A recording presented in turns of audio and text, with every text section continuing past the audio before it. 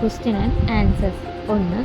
എത്ര വർഷങ്ങൾക്ക് ശേഷമാണ് പൗലോസ് വീണ്ടും ജെറുസലേമിലേക്ക് പോയത്? ഉത്തരം 14 വർഷങ്ങൾക്ക് ശേഷം. Question number 2. പൗലോസിനോടൊപ്പം പോയത് ആരാണ്? ഉത്തരം ബർണ്ണബാസ്.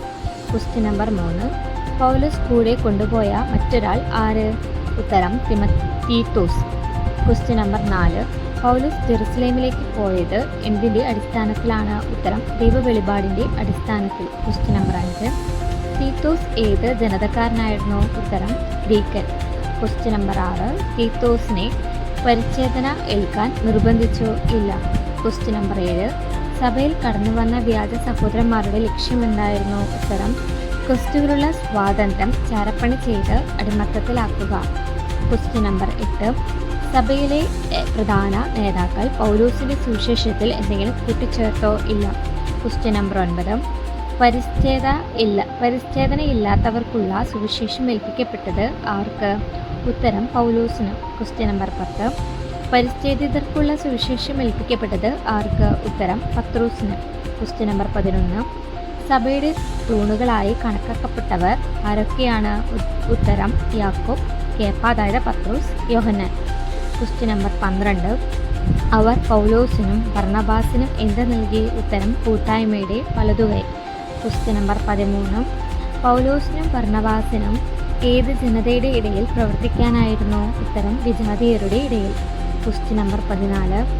അവർ ഓർക്കാൻ ആവശ്യപ്പെട്ട ഏത് കാര്യം എന്തായിരുന്നു? ഉത്തരം ദരിദ്രരെ ഓർക്കുക. Question number 15. പത്രോസ് എവിടെ എത്തിയപ്പോൾ പൗലോസ് അവനെ എതിർത്തു? ഉത്തരം അന്ത്യോക്യയിൽ. Question number 16. എന്തുകൊണ്ടാണ് പൗലോസ് പത്രോസിനെ എതിർത്തത്? ഉത്തരം അവൻ തെറ്റുകാരനായി കണ്ടതിനാൽ. Question number 17.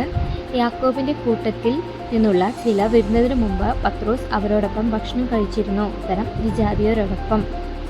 Question number 18. പിന്നീട് പത്രോസ് എന്തു ചെയ്തു? ഉത്തരം വിജാതീയരിൽ നിന്ന് പിന്മാറി. Question number 19. പത്രോസ് ആരെ ഭയന്നു? ഉത്തരം പരിച്ഛേദനക്കാരെ. Question number 20. പത്രോസിൻ്റെ കപടതയിൽ ആരൊക്കെ പങ്കുചേർന്നു? ഉത്തരം മറ്റു യഹൂദരും ബർണ്ണബാസും. Question number 21.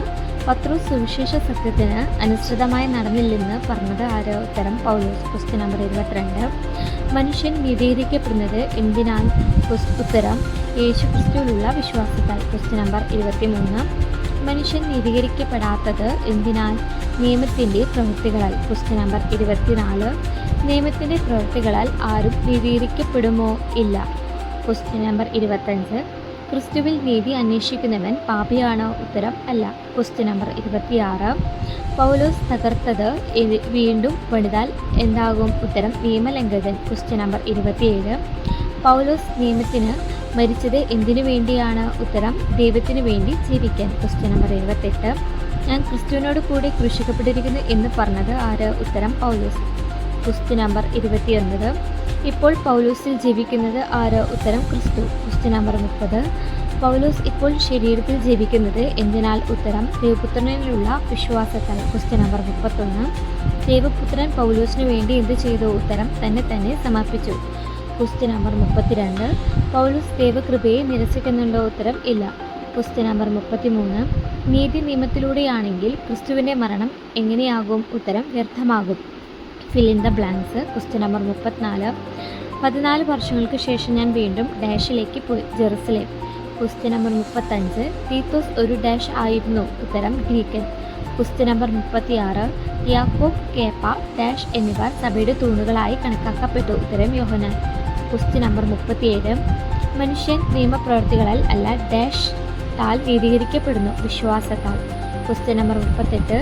ഞാൻ ക്രിസ്തുവിനോട് കൂടെ ഡാഷ് പെട്ടിരിക്കുന്നു? ഉത്തരം ക്രൂശിക്കപ്പെട്ടിരിക്കുന്നു. ശരിയോ തെറ്റ്? Question number 39. തീത്തോസിനെ പരിച്ഛേദന ഏൽക്കാൻ നിർബന്ധിച്ചു? ഉത്തരം തെറ്റ്. Question number 40. പത്രോസ് അന്ത്യോക്യയിൽ പൗലോസിനാൽ എതിർക്കപ്പെട്ടു? ഉത്തരം ശരി. Question number 41. ബർണ്ണബാസ് പത്രോസിൻ്റെ കപടതയിൽ പങ്കുചേർന്നു? ഉത്തരം ശരി. Question number 42. മനുഷ്യൻ നിയമത്തിൻ്റെ പ്രവൃത്തികളാൽ നീതീകരിക്കപ്പെടുന്നു? ഉത്തരം തെറ്റ്. Question number 43. ക്രിസ്തു പൗലോസിനെ സ്നേഹിച്ച് അവനു വേണ്ടി തന്നെ സമർപ്പിച്ചു? ഉത്തരം ശരി. പ്രധാനപ്പെട്ട വാക്യങ്ങൾ ഗലാത്യർ 2:16 മനുഷ്യൻ നിയമപ്രവർത്തികളാൽ അല്ല യേശുക്രിസ്തുവിലുള്ള വിശ്വാസത്താലാണ് നീതീകരിക്കപ്പെടുന്നത്. ഗലാത്യ 2:20 ഞാൻ ക്രിസ്തുവിനോട് കൂടി ക്രൂശിക്കപ്പെട്ടിരിക്കുന്നു, ഇനി ജീവിക്കുന്നത് ഞാനല്ല, ക്രിസ്തുവാണ് എന്നിൽ ജീവിക്കുന്നത്. ഗലാത്യ 2:21 നീതി നിയമത്തിലൂടെയാണെങ്കിൽ ക്രിസ്തു വ്യർത്ഥമായിട്ടാണ് മരിച്ചത്.